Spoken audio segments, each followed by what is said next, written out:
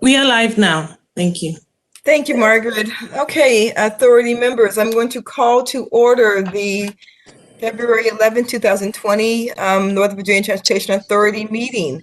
Before we do anything else, I'm going to just see who's on the WebEx with us, and then we will do the resolution to conduct an electronic meeting. So, do we have Vice Chair Snyder with us this evening? Good evening. Yes. Chairman McKay?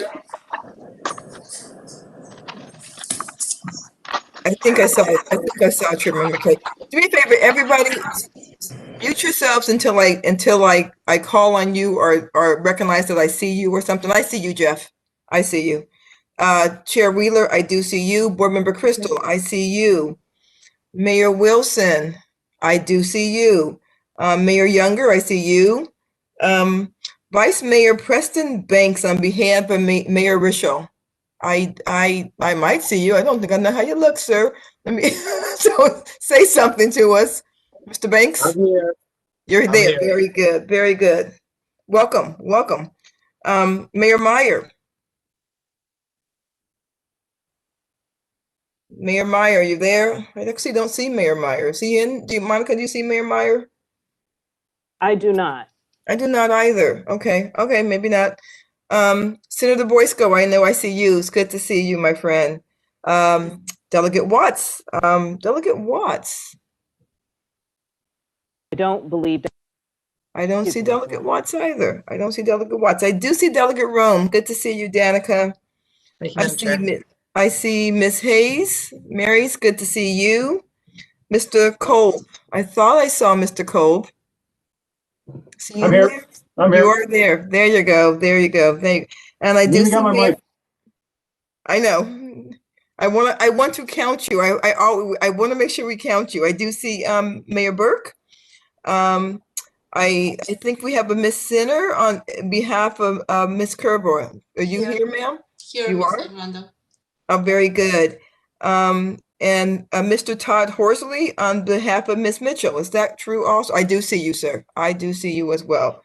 Well, great. I think everyone might be in. We do have some other elected officials and other officials in the room tonight. We will welcome them as their items might come up.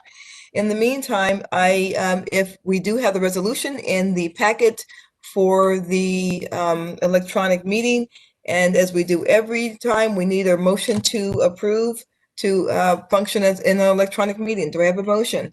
So moved, Madam Chair. Delegate Rome. It's moved by Delegate Rome. Do I have a second? Second, Crystal. Please go. Seconded by Ms. Crystal. Is anyone opposed to this? All right, then let me just give myself a count. Just hold on. 1, 2, 3, 4, 5, 6, 7, 8, 9. I think that's 11-02 with 2 people not being in the room with us tonight, with Miss Watts and Miss and Delegate Watts not. And I'm sorry, Mr. Meyer and Delegate Watts not being in the room. That's right. That's the count I have. Okay, wonderful. Thank you. All right. If everyone take a look at, if you have taken a look at your minutes from the January 14th meeting, do we see any issues with these minutes at all? Madam Chair, yes.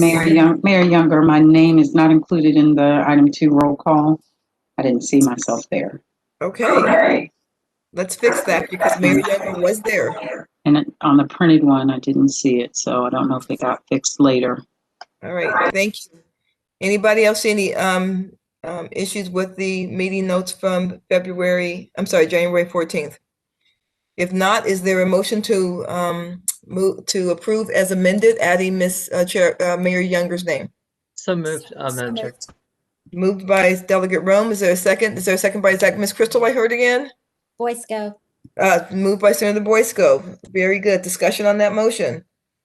Anyone not in favor to say aye? Again, that will pass 11-02. Thank you.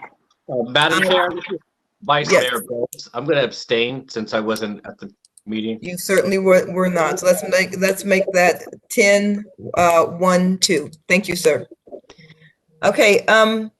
the town of Hillsborough is going to give an update on their project. And can I just say, there was never a better authority meeting than the authority meeting that literally, I think all but 3 people in the town of Hillsborough came out to speak at. One day, Amy Marasco and Roger Vance is going to write a book on how to get your roads built. So, Mr. Vance, Ms. Marasco, welcome to the meeting. Welcome to NVTA. Can everyone mute their mics?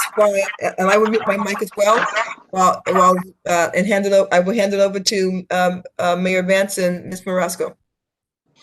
All right. Well, thank you. Good evening. I'm Roger Vance, Mayor of the town of Hillsborough.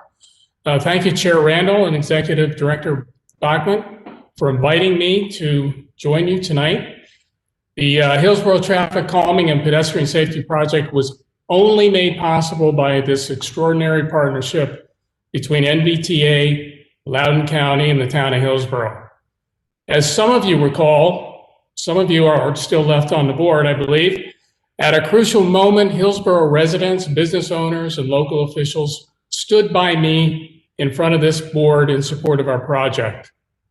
Tonight, I'm here to share the story of how your investment is really paying off, transforming the Route 9 corridor, mitigating congestion, and really revitalizing our Main Street. We do have a brief video to recap this story, but first, on behalf of my Vice Mayor and Deputy Project Manager, Amy Marasco, who's with us tonight, Project Coordinator Allison Badger, Communications Specialist Christy Maple, and all of Team Hillsborough, I want to express our sincere gratitude to the NVTA board, past and present, and to your extraordinary staff. We are indebted to your previous chair, Marty Noe, and Executive Director Bachman, both of whom graciously accepted our invitation to venture all the way out here to learn about the merits of our project. And to your current chair, Phyllis Randall, who as chair of the Loudoun County Board of Supervisors, joined with Blue Ridge Supervisor Tony Buffington and stood by us early on and then encouraged us to apply to the NVTA. Your organization has always had exceptional leaders, and Marty and Phyllis and Monica epitomize the very best in leadership and in public service. Working with Monica is a talented team whose patience and guidance has truly been invaluable to us, from the application process to processing all the invoices. To Michael Longy, Peggy Teal, Keith Jasper, and Erica Hawksworth, and all of their staff who were there when we needed help, we thank you. On June 18, 2018, when the NVTA board voted to stand by Hillsborough, you set into motion a transformation that will take Hillsborough through its next century. Therefore, to mark that momentous date for generations to follow, on behalf of the Hillsborough Town Council, and with the powers vested in me as mayor of the town of Hillsborough, I am delighted tonight to proclaim that June 18 will forever be recognized and celebrated as NVTA Day in Hillsborough. And this coming June 18, COVID permitting, I hope all of you and your staff will join us in a transformed Hillsborough for a very special day of celebration. And now we'd like to share our short video with you.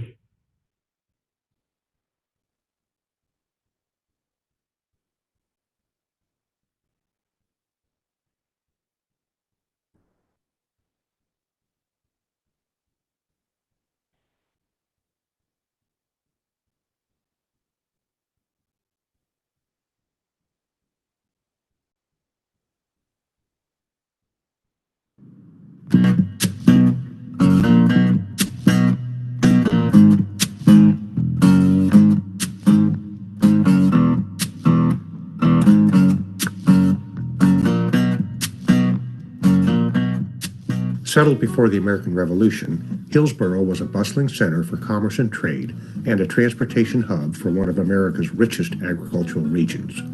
Nestled in a gap on a key travel route through the Blue Ridge Mountains, Hillsborough prospered and thrived for more than a century. At the end of the 1800s, Hillsborough was changing and slowing down. Railroads bypassed the town, and the town's commerce and trade declined. By 1995, the sleepy town in rural northwest Loudoun County faced change again. Development was occurring all around. In town, decaying infrastructure threatened at public health, and Hillsborough was besieged by an ever-growing flood of commuter traffic. Regional turned Hillsborough's narrow Main Street into a congested commuter corridor where it was no longer safe to even cross the street. The challenges for this small town with its limited financial resources seemed overwhelming. Building needed infrastructure as individual projects was untenable, as it would dramatically increase costs and extend construction for years. The town needed a consolidated plan, partners, and funding. In 2004, town leaders launched an ambitious plan to tackle traffic and its infrastructure challenges. Over the next 15 years, they worked diligently to find a solution. They brought in experts, wrote grants, attended hundreds of meetings, conferences, and workshops, all while telling the story of Hillsborough. Embracing a traffic calming strategy and engaging leading experts, a concept evolved. A solution took shape. In 2006, a 3-day design charrette fashioned the concept that would drive the town forward and become the project's ultimate blueprint. 2 single-lane roundabouts would ease congestion and anchor a traffic calming system of raised crosswalks. Sidewalks would welcome pedestrians, recessed bays allow safe parking, and multimodal trails would be added to link the entire town. Context-sensitive materials would be used throughout to preserve the town's historic integrity. Reclaiming Hillsborough's Main Street had begun. Hillsborough's story took hold. The request for partnerships was being heard. The ask was clear. Build it once, build it now. Save millions of dollars and years of construction and burden on the corridor. By 2015, traffic topped 17,000 vehicle trips a day, with significant congestion during every morning and evening rush hour. The town had amassed a trove of data as it applied for every federal, state, and local grant possible. Urgency to secure funding was critical to its common sense build-it-once strategy.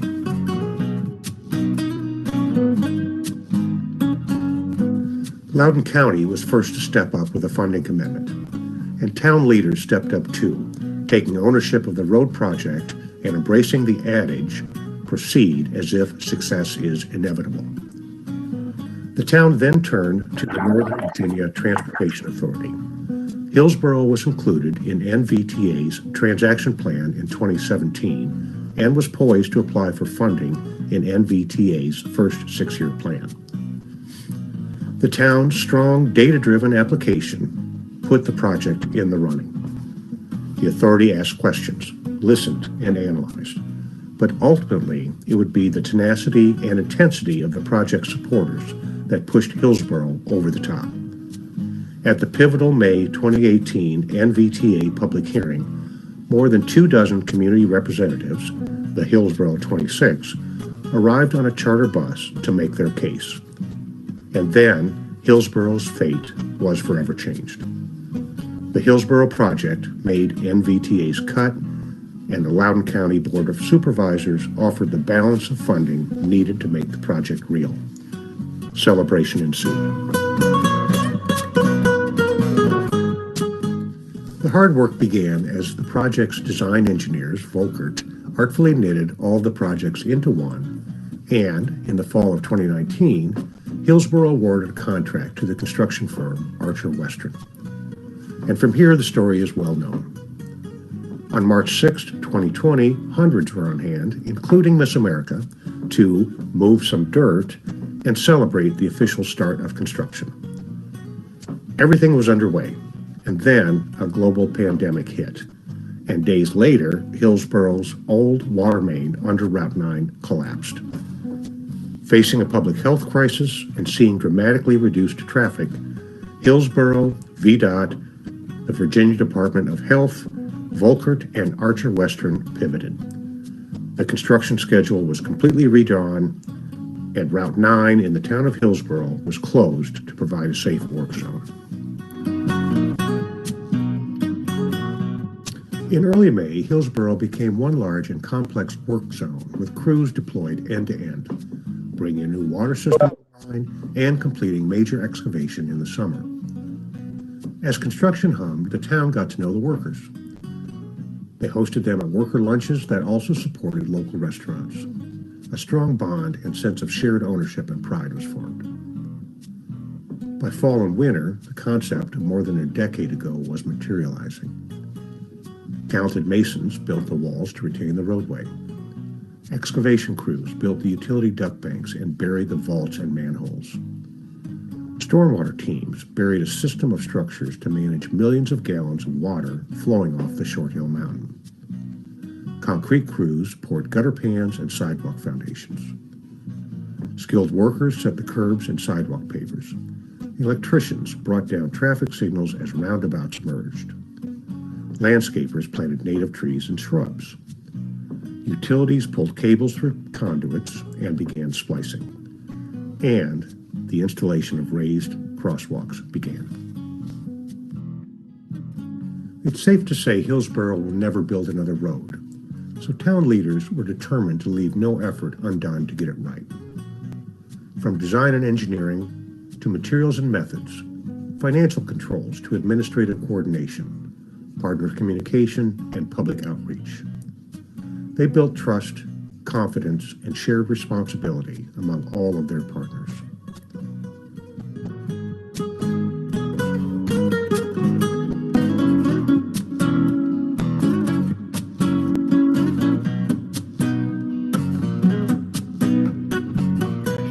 I, along with the previous Board of Supervisors, was proud to support Hillsborough's traffic calming and pedestrian safety project and their application to Nvta. I was there the night the Hillsborough 26 made their case to this authority. What an example of positive citizen engagement. It will go down in Loudoun history, showing that even the smallest of towns can make the biggest of impacts on our infrastructure. At Loudoun, and I want to say how incredibly excited I am that the Hillsborough project is going to be completed for this year's tourism season. Now more than ever, that is so incredibly important. And I also want to thank the NVTA for your investment and Loudoun counties, not only in the infrastructure and in understanding and recognizing the important role that roads play in moving our visitors, our residents, our commuters safely through Loudoun County. I oversee the daily work to make sure that your investments are being spent with great care while maximizing quality and productivity. With your contributions and the taxpayers' dollars, I've already witnessed how this transportation project has benefited the growth of this town, the Route 9 corridor, and the surrounding regions. Thank you, NVTA. Team Hillsborough has indeed been a great steward of your investment, of taxpayer funding, by bringing this project in on time and within budget. NVTA in Loudoun, you're investing in more than just a road calming project. You're investing in the future of Loudoun. Thank you very much. But none of this would have been possible without you, NVTA. For that, we are eternally grateful.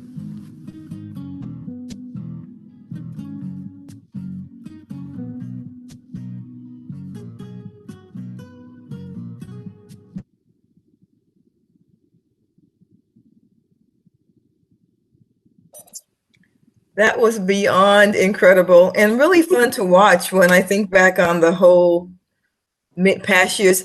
Mayor Vance, tell everyone how many people, what's the size of the town of Hillsborough?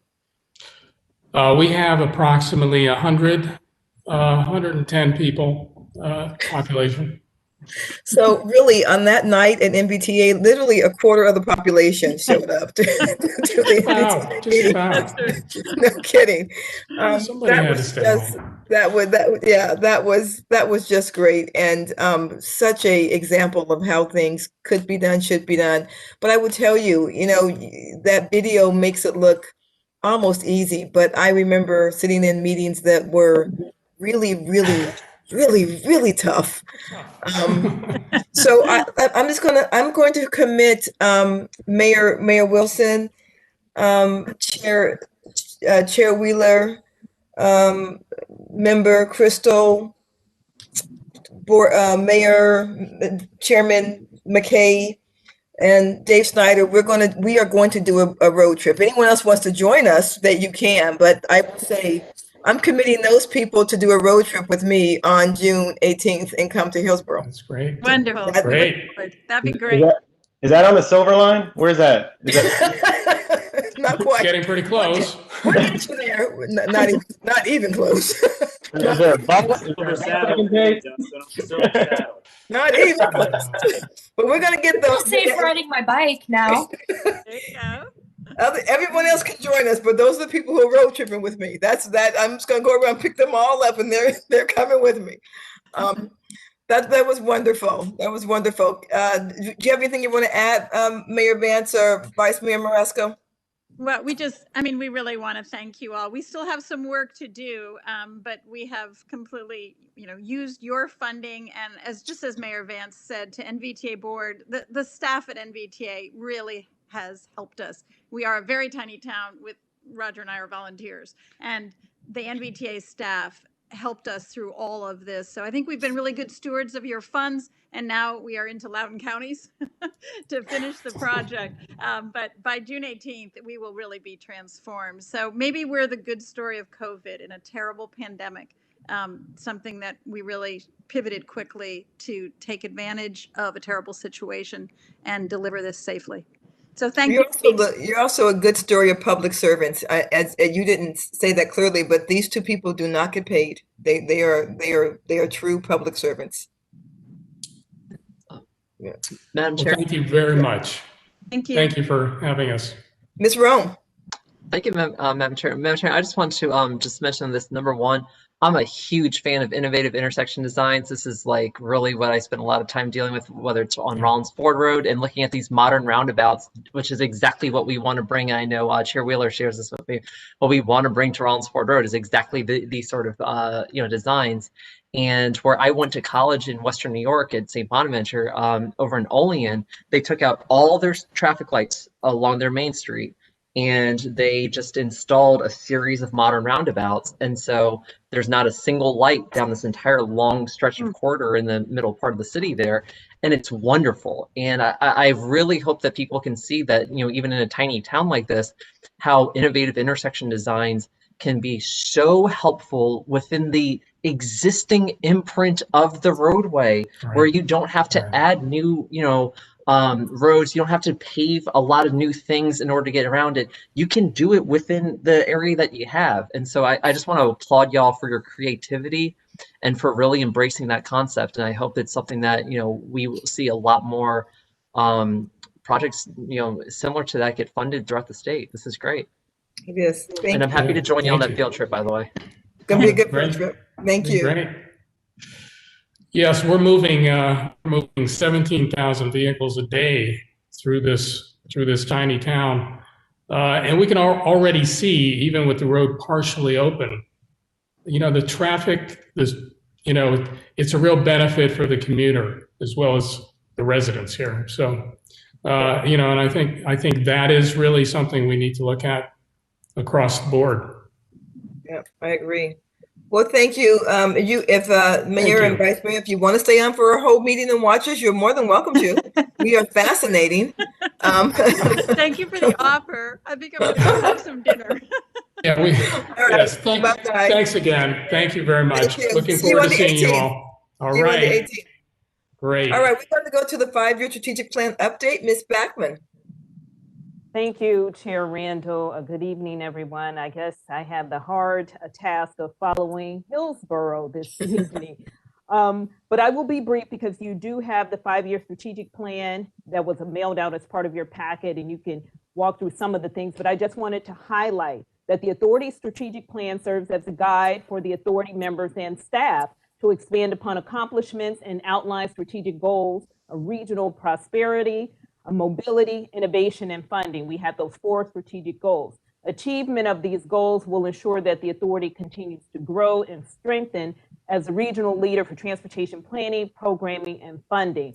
As a reminder, the goals and vision were adopted by the authority in September of 2016 after we had a work session. So this is your third year project status update, and I'll just highlight a few things under each goal.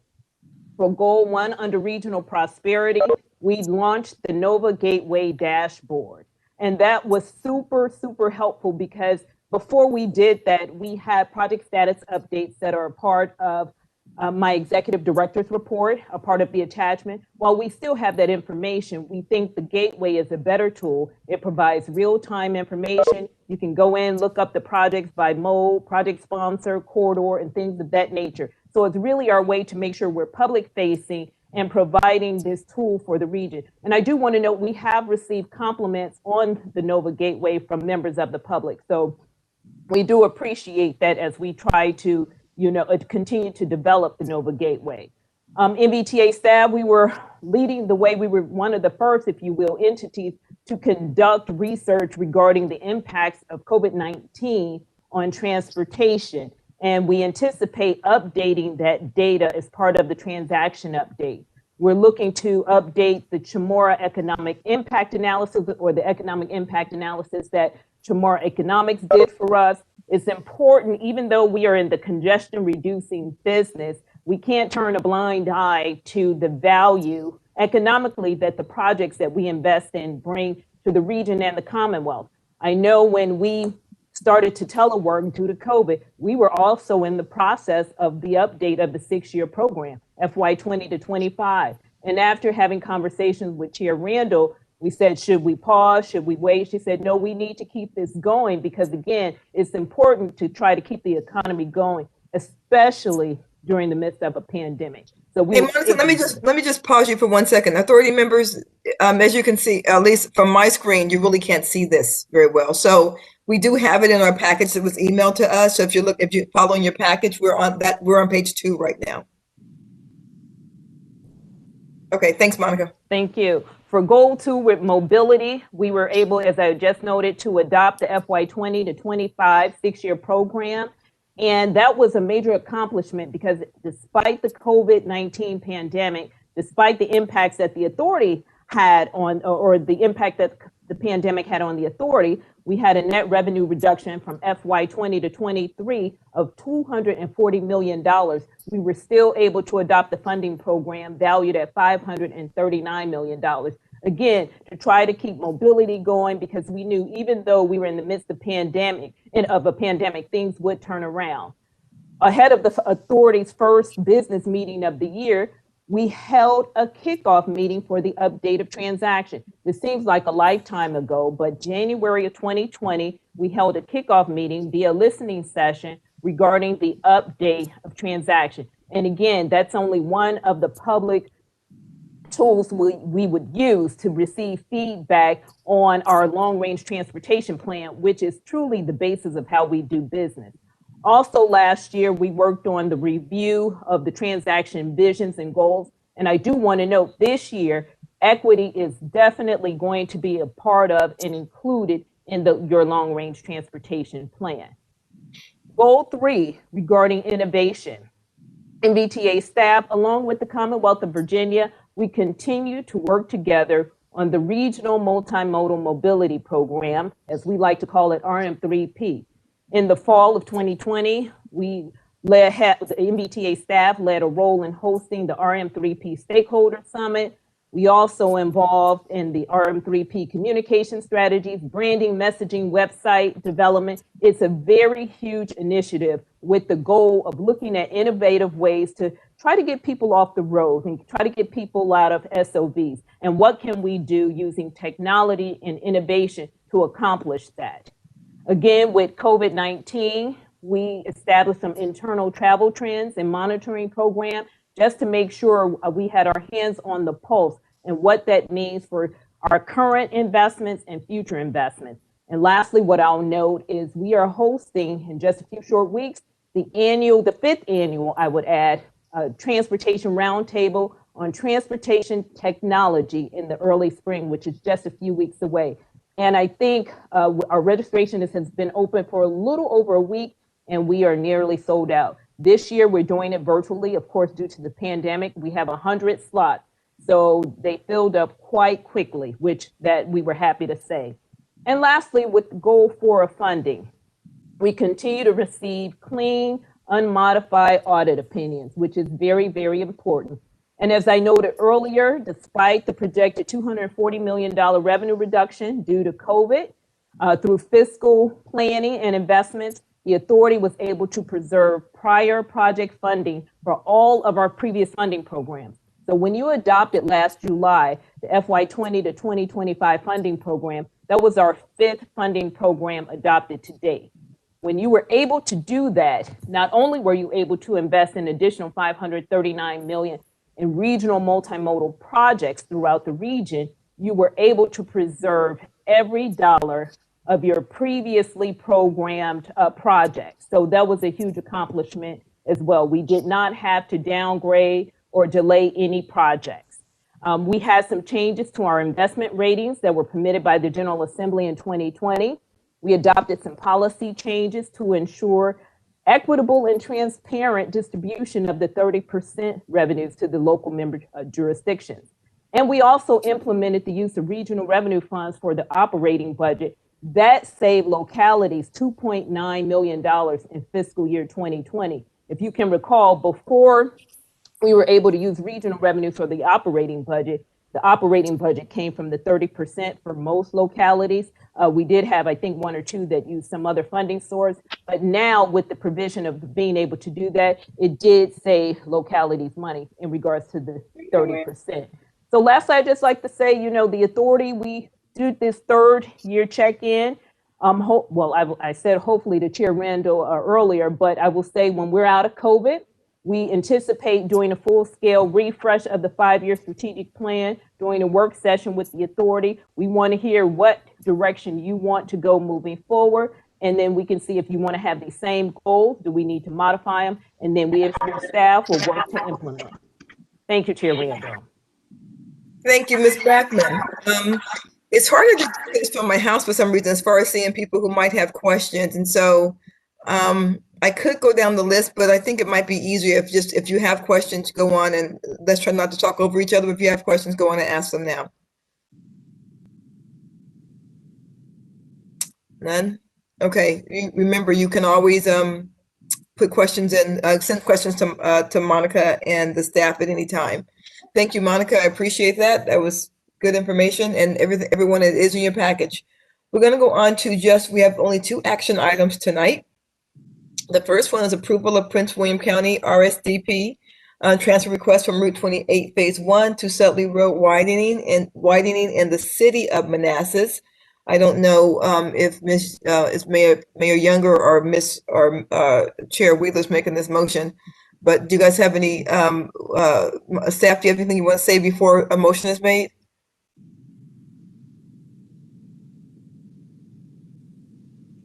Ms. Backman, you have anything you want to say on this one before we go to motion? No? Okay. Chair Wheeler, would you like to make a motion? Sure. I move authority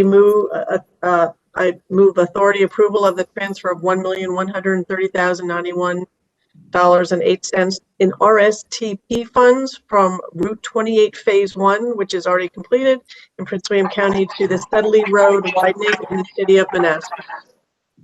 I'd like to second that.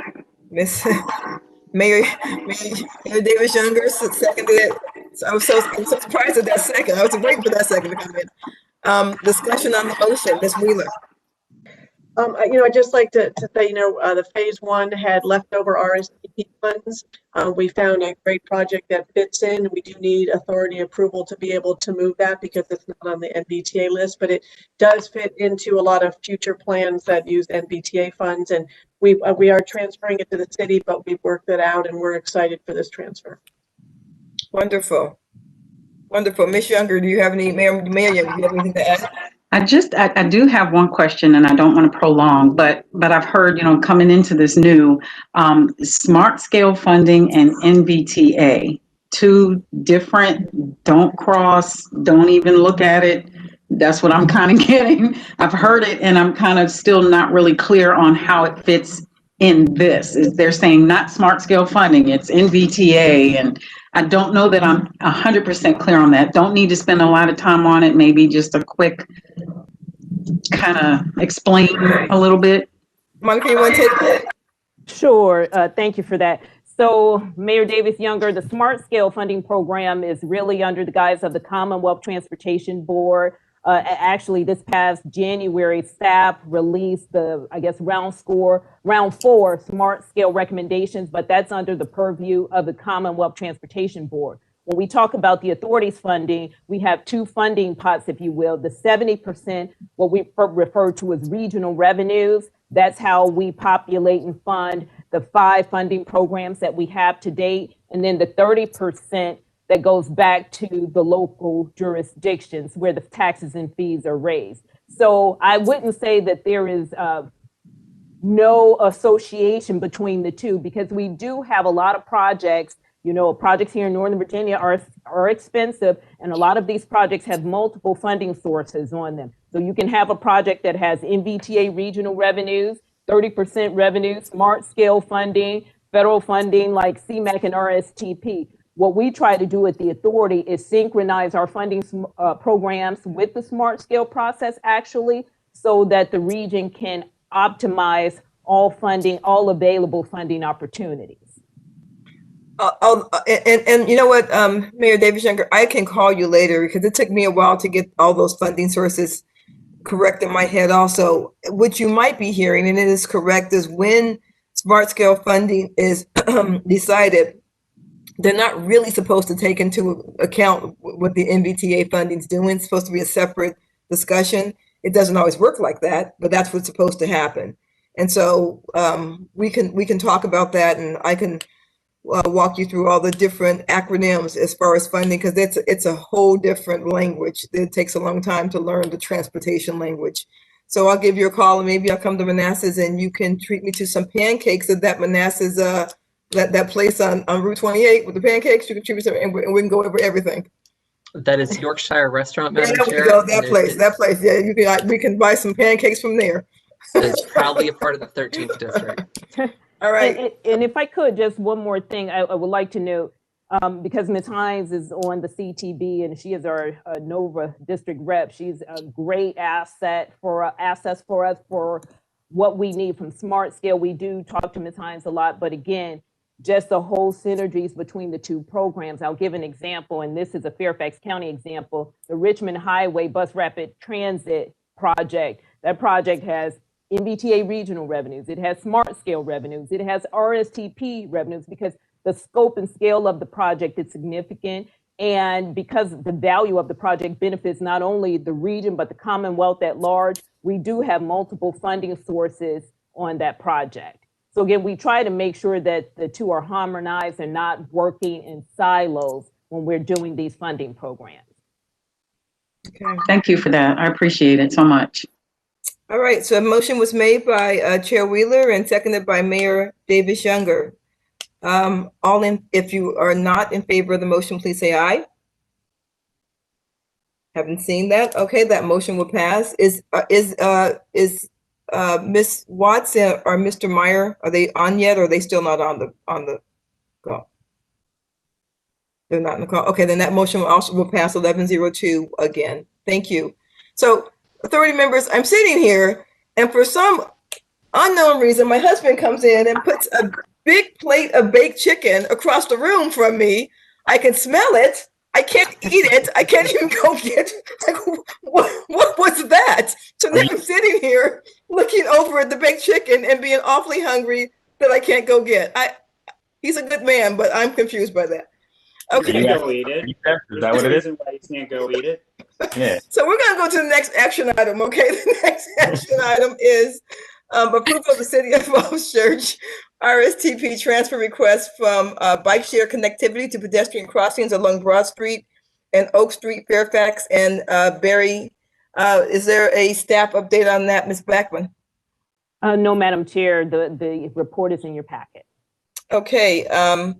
Who would like to make, I guess, Mayor, would you like to make a motion on this? Who would like to make a motion on this? Sure, Madam Chair, Dave Snyder, I'll move approval of the request for reallocation of RSTP funds for the city of Falls Church. Okay, is there a And second? McKay will second that. So I thought, so I'm going to give the second to Chairman McKay. Discussion on the motion. Mr. Snyder, would you like to discuss the motion? Just to say, thanks much. You saw pictures of Route 9 in Hillsborough at 17,000 vehicles a day.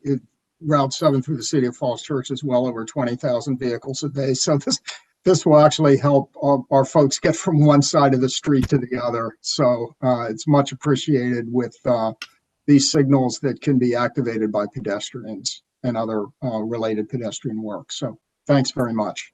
Absolutely. Anybody else? Mr. McKay, you have anything?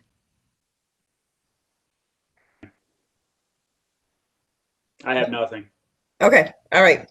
All right. So motion made by Mr. Snyder, seconded by Mr. McKay. If you are not in favor of the motion, please say so now. Hearing none, that motion will pass 11-02. Those are the only two action items we have tonight. So we have some discussion information. We first have the General Assembly update, which is not very long at all, from Ms. Boehnert. So Tracy, will you take it away, please? Sure. Thank you, Madam Chair. Members, you have in your packet my written overview of bills we've discussed before. Nothing major has changed on them. They're moving forward. I would just count a couple of budget activities we've seen from the money committees. One is continuing to focus on the Transit Ridership Incentive Fund, with both the House and the Senate dedicating money to that. Part of that money will not only be used to write down fares for transit riders, but also to focus on advancing additional service in congested urbanized areas, which we are. The Senate provided some additional money, $40 million for the statewide multi-use trail initiative, which is a new initiative. The governor had proposed $5 million, and by using federal COVID relief funds, the Senate is upping that to 40. They're initially funding about 5 projects, one of which is the Washington W&O Trail at Wheelie Avenue, and then directing the secretary to work with stakeholders to come up with identifying additional multi-use trail opportunities as well as cost assessment. And then I would also point out that the Senate is also using federal funds to fill a funding gap the state has, unfortunately, for its share of the $500 million that goes to Metro every year for state of good repair, again, using federal funds. And the last I'll point out is City of Falls Church, the Senate will provide $10 million to help them fund an innovative transportation pilot program that they're doing with Virginia Tech. So again, there's some significant differences between the House and Senate budgets, which will get worked out, but hopefully those measures will stay in. And that's all I have, Madam Chair. I'm happy to answer any questions. Wonderful. Does anyone have any questions for Ms. Boehnert? Seeing none. It's not. It's as she has said. It's not a really heavy transportation. It's not a transportation heavy session this time. I think next year we're going to be a lot busier, and probably maybe down there a lot more. So, thank you, Ms. Boehnert. Really appreciate that. So we have some committee reports. Finance Committee report. Mayor Rischel usually does that, but she's not with us this evening. Mayor, Mr. Lungi, would you like to? Chair Randall, I think Chairman McKay is Vice Chair Finance. Okay, Chairman McKay, do you have a finance report you'd like to do tonight, sir? That's right. Very, very briefly, and everyone should have it in their packet, but just by background, the Finance Committee met on January 21st, and we'll meet again on February 18th, and mainly we discussed the FY 2022 budget development, and the only new initiative for NVTA from a budget perspective will be the enhancements to the PIM system. And I know we've talked about this before, and it's obviously something that's essential for NVTA, but something that I know some folks have had some questions about. And so we've hashed out some of that.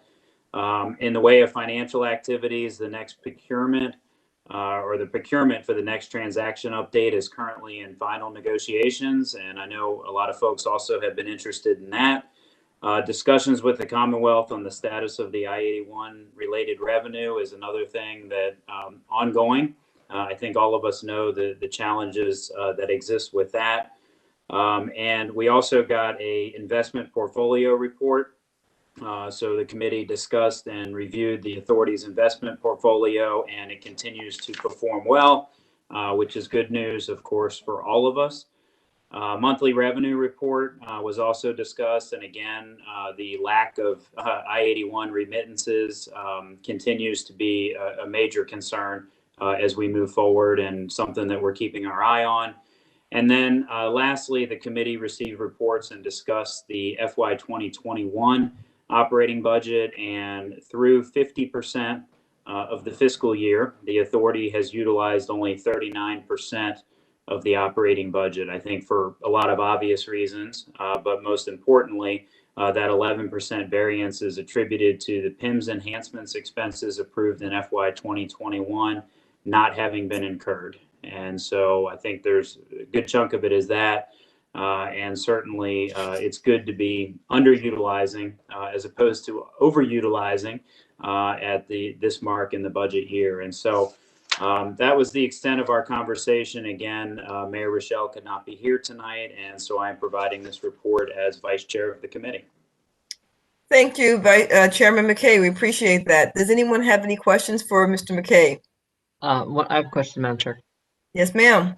Thank you, Madam Chair. Madam Chair, I just ask the Vice Chair or just anyone from staff even really, do we know roughly what we're going to be looking at in terms of the size of the FY22, basically revised budget here, just how many dollars are going to be available for applications and versus what we expect, like if we have any projections on how much money we expect those applications to actually generate?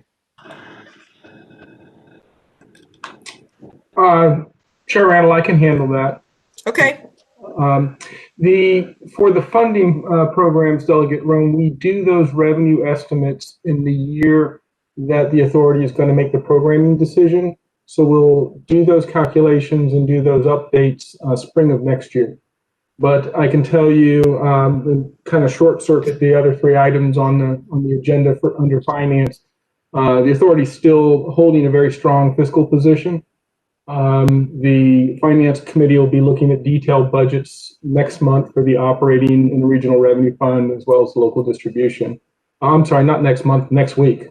So there'll be some detailed information coming out shortly for that. Great, thank you very kindly. And Madam Chair, just one follow-up question to that. Sure. Do we have any idea when the call for projects are going to start going out for 22? I think it's scheduled for this summer. Yes. Great, thank you. And that'll be for the 26 and 27 fiscal years, funding years. Thank you, Ms. Rome. Anybody else? If not, thank you, Mr. McKay. Appreciate you standing in for Mayor Rochelle. The next three items are the investment portfolio report, the monthly revenue report, and the operating budget report. Mr. Lungi, you going to take all three of those together or one at a time, however you want to do it, sir? Actually, Chair Randall, I don't have anything to add to the reports other than, as I mentioned earlier, the authority is still standing in a very strong fiscal position. And I think everything's working smoothly. If anybody has any questions on the detailed reports, more than happy to receive them via email or phone call. I've come to believe we shouldn't include possible I-81 money in any of our long-range planning. We should just consider it gravy if it comes in. We'll have a discussion with that next week. And it's good news. No way. Oh, really? That's good. Okay. All right. Looking forward to hearing that. Does anyone have any questions for Mr. Lungi on the investment portfolio report, the monthly revenue report, or the operating budget report?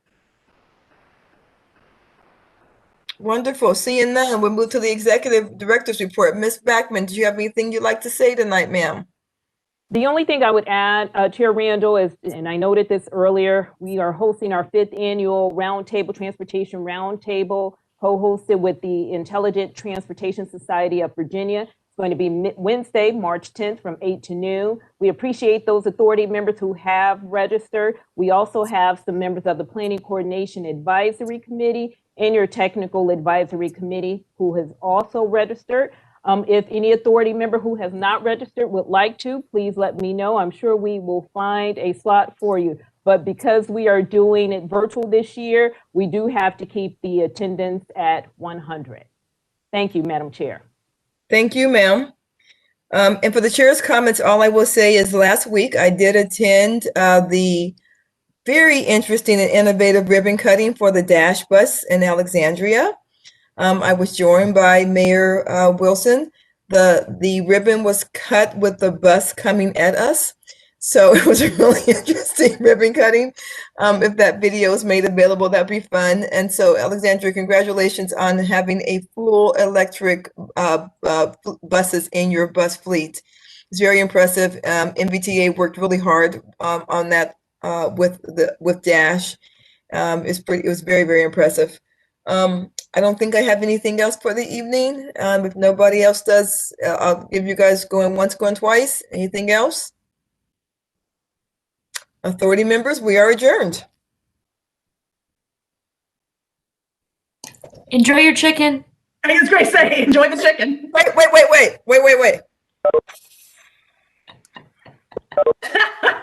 Oh, That's good looking. Enjoy.